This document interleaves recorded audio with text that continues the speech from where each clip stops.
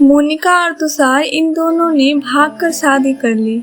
मोनिका मात्र 20 साल की है और तुषार 25 साल का था। मोनिका अमीर घर से थी और तुषार मध्यम वर्गीय था।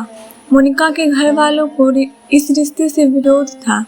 उसके पिता को मोनिका के लिए अमीर लड़का चाहिए था। वैसे भी मोनिका के पापा के मुताबिक उसकी शादी करने की उम्र भी नहीं थी। थोड़ी सी समझ आने पर वह तुषार को भूल जाएगी, ऐसा मोनिका के पिताजी को लगता था। तुषार के माता पिता को इस शादी से कोई दिक्कत नहीं थी। मोनिका की पढ़ाई पूरी हो और तुषार को भी अपने करियर पर अच्छे से ध्यान देना चाहिए, ऐसी उनकी इच्छा थी। बाद में वक्त आने पर वह मोनिका के माँ पापा से बात करेंगे, ऐसा उन्होंने तुषार को बोला था। एक बार मोनिका और तुषार को बाहर घूमते हुए मोनिका के भाई ने उन्हें देख लिया। मोनिका को जबरदस्ती घर ले गया।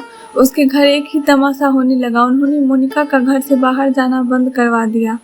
लास्ट में संधि देखकर उन दोनों ने भागकर शादी कर ली। मोनिका के घर वालों ने उससे सारे रिश्ते तोड़ दिए। तुम कभी भी खुश नहीं रहोगे, ऐसी उसे बद्दुआ दी। तुषार के घर वालों को उनका विरोध नहीं था, पर उन दोनों ने लिया हुआ निर्णय उसके माँ पापा को पसंद नहीं आया। हमें एक बार बताया तो होता, हम कोई न कोई मदद कर सकते थे। हम मोनिका के घर वालों से इस बारे में बात करते, ऐसे तुषार को उन्होंने कहा। पर अब जो सो हुआ सो हुआ। उन्होंने मोनिका को बहू के रूप में स्वीकार किया। मोनिका और तुषार को लेकर वो मोनिका के मायके भी गए, पर मोनिका के पापा अड़े हुए थे। उनको मोनिका का चेहरा देखना भी पसंद नहीं था। पापा के खिलाफ जाने में माँ की हिम्मत नहीं हो रही थी। मोनिका के लिए अब मायका पूरी तरह से छूट गया था। धीरे धीरे मोनिका का तुषार के घर में मन लगने लगा। अब अपना जो कुछ भी है वो यहाँ पर ही है, यह उसे समझ आ गया। मोनिका बड़े लाड प्यार से बड़ी हुई। उसे कोई भी काम की आदत नहीं थी। हमें ही उसे सब कुछ सिखाना पड़ेगा। उसकी तुषार की माँ यानी मोनिका की सास को पता था सब कुछ अच्छा चल रहा था, पर नियति के मन में कुछ अलग ही चल रहा था। उनकी शादी को जैसे तैसे 1 साल हुआ था और एक एक्सीडेंट में तुषार दुनिया छोड़कर चला गया। सभी पर दुख का पहाड़ टूट पड़ा। एन जवानी में अपने बेटे की मृत्यु होने के कारण तुषार के पापा को जबरदस्त मानसिक धक्का लगा। मोनिका भी पूरी तरह से टूट गई थी। अभी तो उनकी गृहस्थी शुरू भी नहीं हुई थी। मोनिका के मायके वालों को यह बात मालूम पड़ी, तभी मोनिका के मायके वालों ने कोई भी नहीं आया। तुषार की माँ इन सब में धैर्य से बर्ताव कर रही थी। तुषार के अंतिम संस्कार का कार्य निपटाकर उन्होंने मोनिका को उसके मायके छोड़ाने का निर्णय पक्का किया। मोनिका उसके मायके जाने के लिए तैयार नहीं थी। उन्होंने मोनिका को बहुत समझाने की कोशिश की। बेटी, तुम्हारे सामने पूरी जिंदगी पड़ी है, इसे बर्बाद मत करो। मैं बात करूंगी तुम्हारे माँ पापा से, जरूरत पड़ी तो मैं उनके पैर तक पकड़ लूंगी। उसे समझाकर वह उसे उसके मायके लेकर गए। वहाँ भी उन्हें निराशा ही मिली। उसके मायके वालों का गुस्सा मोनिका पर से कम नहीं हुआ था। तुषार की माँ ने बहुत मनाने के बाद भी उन्होंने मोनिका को माफ़ नहीं किया। उसके पापा ने कहा, आपको वह बोझ लग रही होगी तो उसे एक कुएं में ढकेल दो। तुषार के माँ पापा मोनिका को वापस घर ले आए।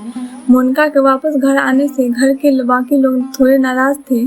अब मोनिका को कोई भी खुले मन से स्वीकारने को तैयार नहीं था। कुलच्छनी अपशकुनी पोते को निकल गई, मेरे अब बेटे को भी निकल जाएगी। यह ऐसा बोलकर तुषार की दादी मतलब मोनिका की दादी सास उसे ताना दे रही थी। उस वक्त तुषार के पापा की तबीयत बहुत खराब हो रही थी। यह सब मोनिका को सहन नहीं हो रहा था। उसने ठान लिया कि यहाँ से दूर निकल जाना चाहिए। रात को सब सो जाने के बाद वह निकलने वाली थी, तभी उसके साथ जो जग रही थी उन्होंने मोनिका को रोका। कहा, कहाँ जा रही हो, ऐसा पूछा। माँ, मुझे जाने दीजिए, मैं अपशकुनी हूँ, मेरी ही वजह से यह सब हुआ है। मैं तुषार की ज़िंदगी में आती नहीं तो हमारी शादी नहीं होती, तो आज वह जिंदा होता। पापा की भी यह अवस्था होती नहीं। मुझे जाने दीजिए, मैं यहाँ से नहीं रह सकती। वक्त आने पर आत्महत्या कर लूँगी, पर अब यहाँ नहीं रहूँगी। सच में मेरे यहाँ आने से इस घर की सारी खुशियाँ चली गई है। मुझे कोई अधिकार नहीं है यहाँ रहने का। मोनिका रोते रोते सब बोल रही थी। उसके सास ने उसे पहले शांत किया। मोनिका, तुम दोनों मिले नहीं होते तो तुम्हारी शादी हुई नहीं होती। उस दिन उस ट्रक ड्राइवर ने नशे में गाड़ी नहीं चलाई होती।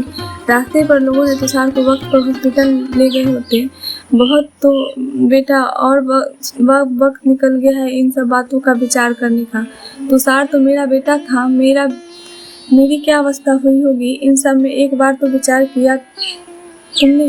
वह तो चला गया, अब तुम भी छोड़कर चली जाओगी मुझे। मोनिका, तुम मुझ पर बोझ थी, इसलिए मैं तुम्हारे मायके छोड़ने नहीं गई थी।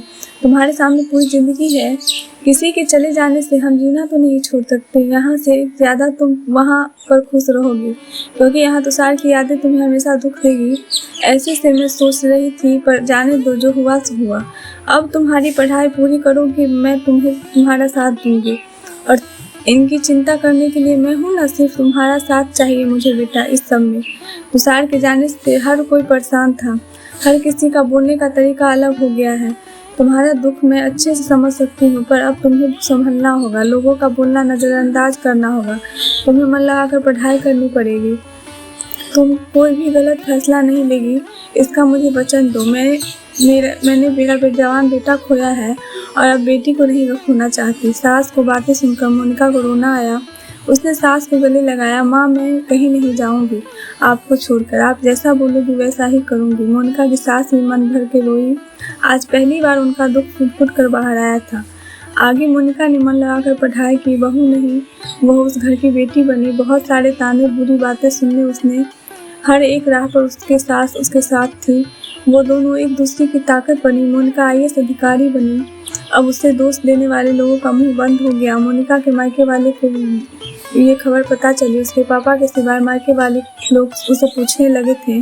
सास ने अच्छा जोड़ीदार चुनकर मोनिका की दूसरी शादी करवाई। शादी के बाद भी मोनिका अपनी इस माँ को कभी नहीं भूली। सास के अंतिम काल में भी मोनिका रात का दिन करके सेवा में हाजिर होती थी।